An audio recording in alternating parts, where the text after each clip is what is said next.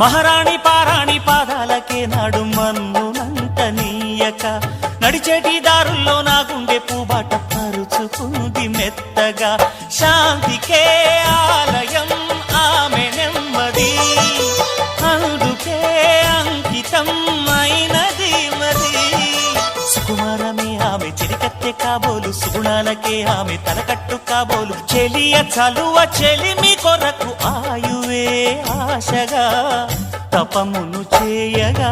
ఏ స్వప్నలోకాల సౌందర్య రాశి నా ముందుకొచ్చింది కనువిందు చేసి ఏ నీలి మేఘాల సౌధాలు విడిచి ఈ నేల నడిచింది ఆ మెరుపు వచ్చి